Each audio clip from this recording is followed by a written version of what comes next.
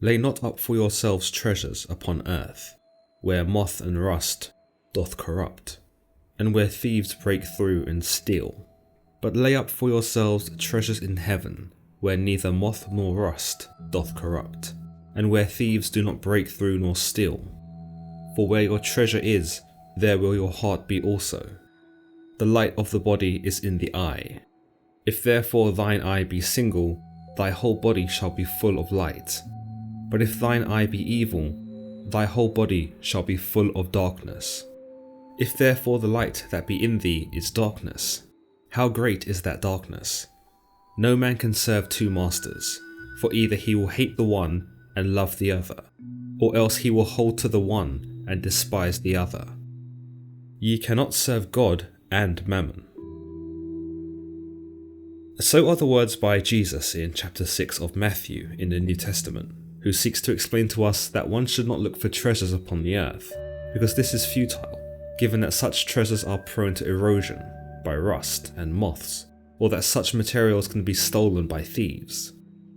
Instead, Matthew seeks to guide believers to seek their treasures in heaven, which will last forever, and this serves as an incentive for people to be righteous and to do good things, for this is the only way into heaven.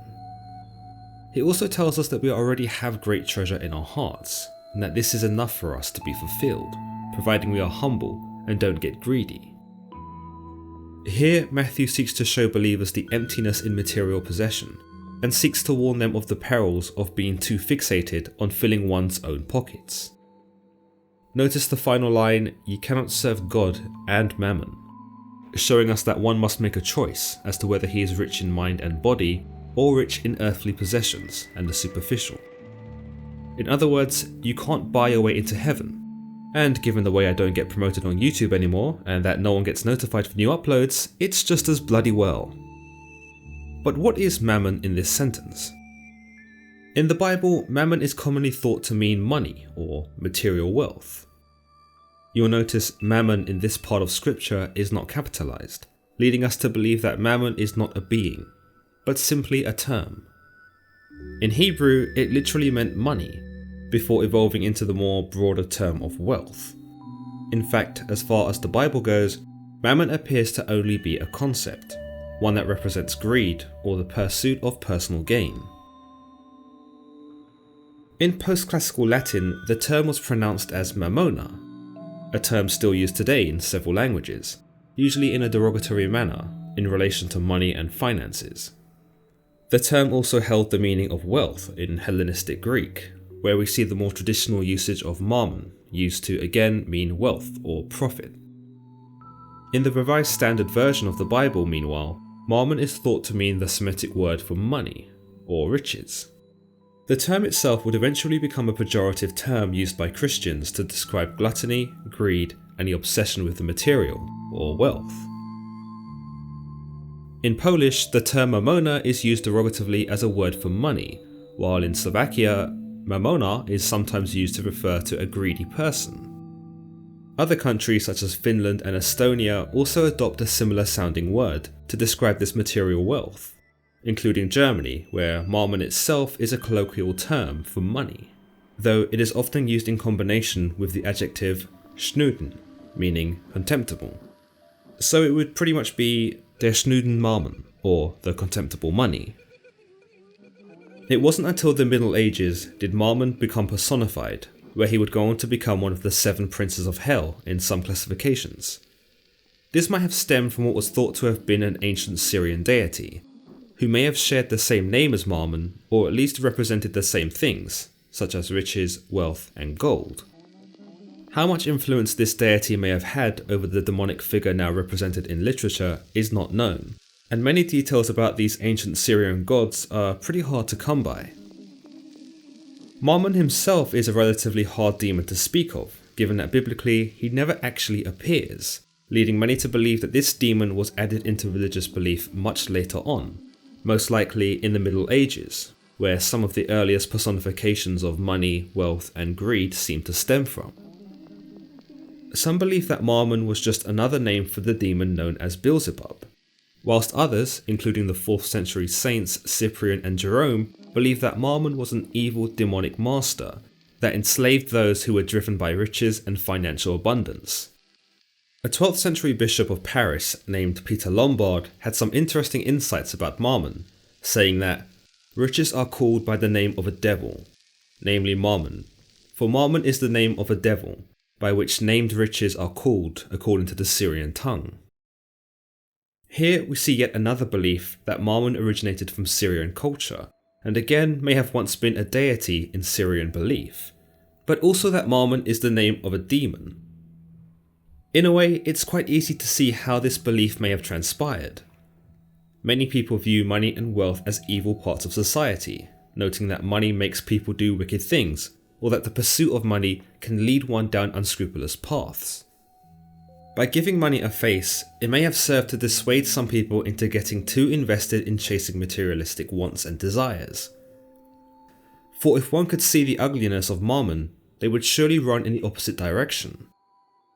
Establishing Mammon as a demon may have been necessary in some communities, for it may have had the effect of reminding people that their god certainly wouldn't approve of such a lifestyle, and that the closer they found themselves to Mammon, the further they would find themselves away from God. Mammon is no stranger to the literary works of some of the greats, however.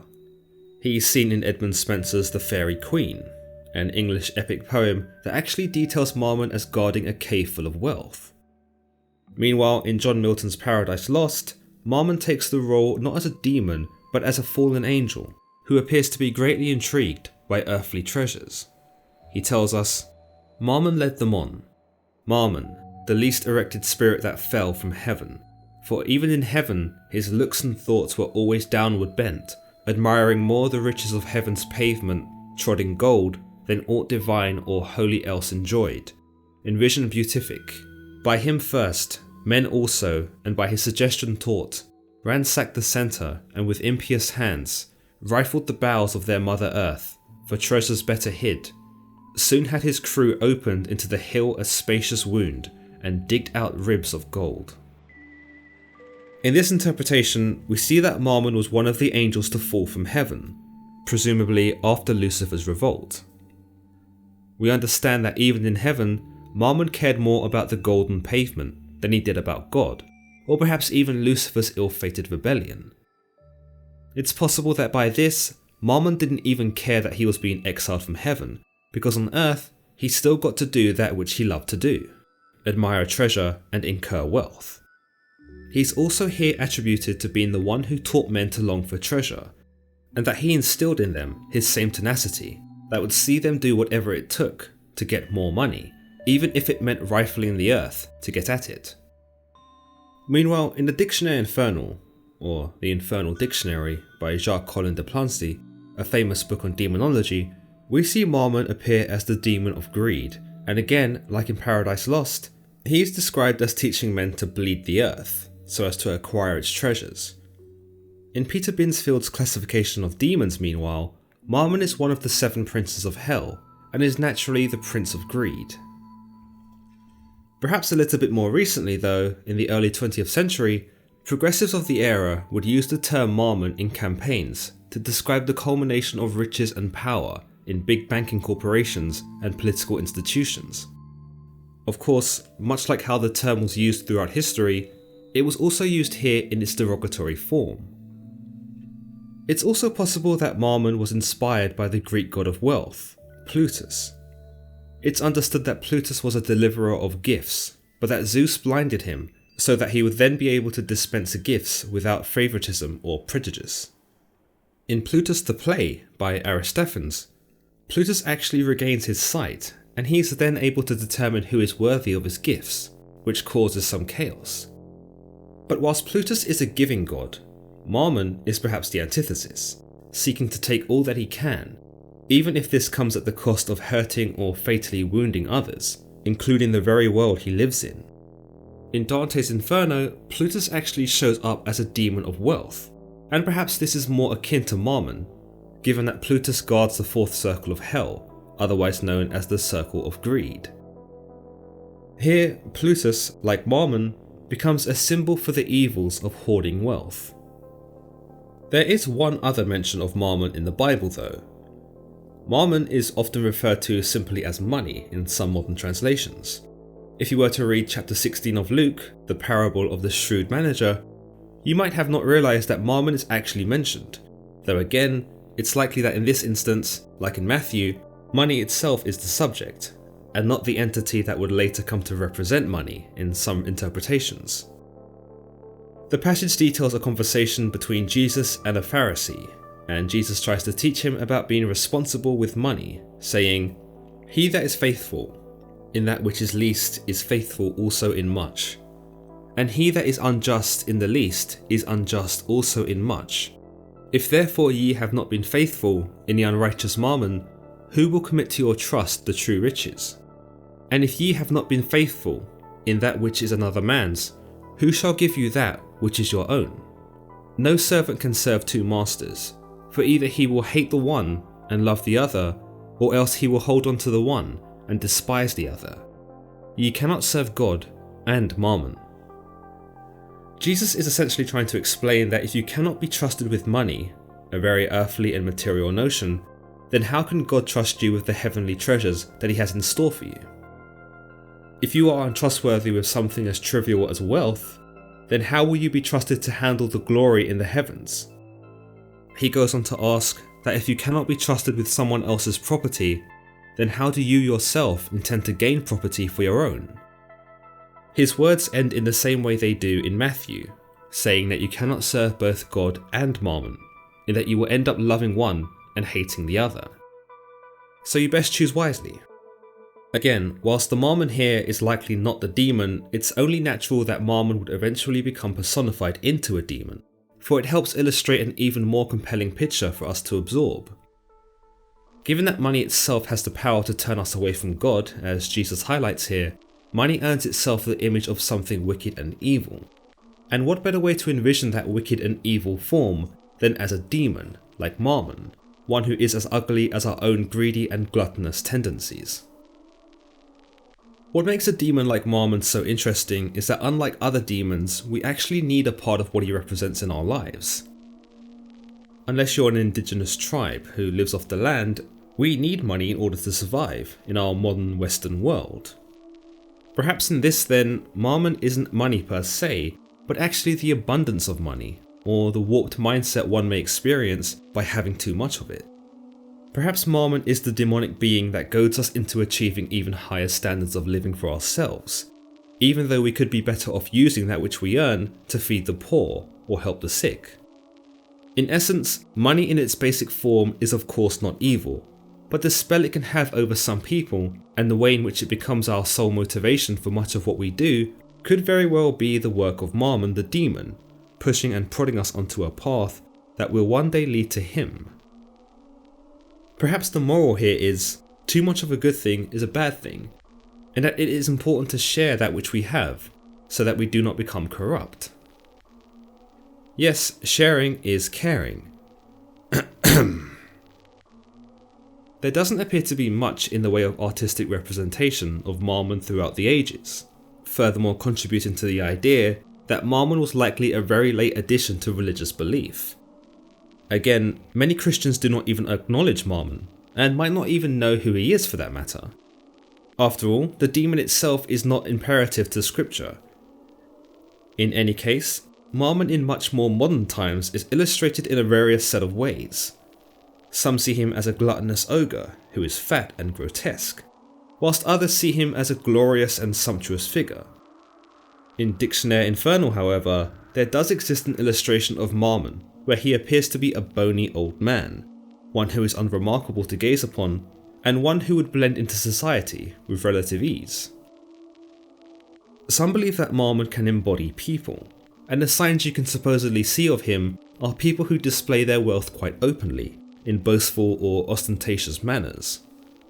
These are the types of people who buy things they don't need with money they don't have.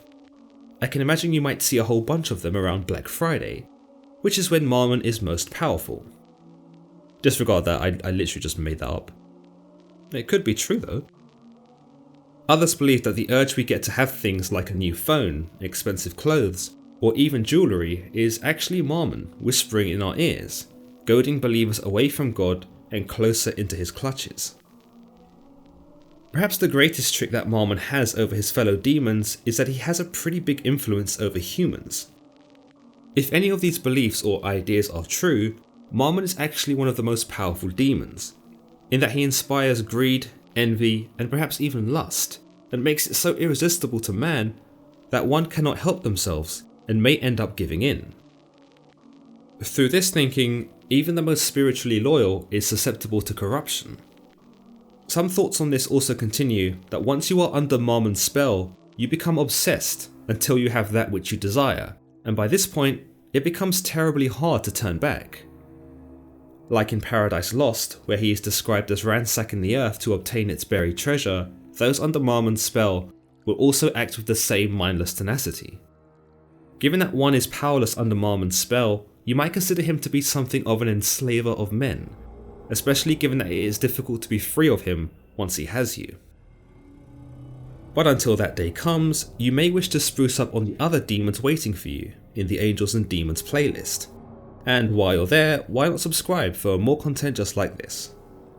Until then, folks.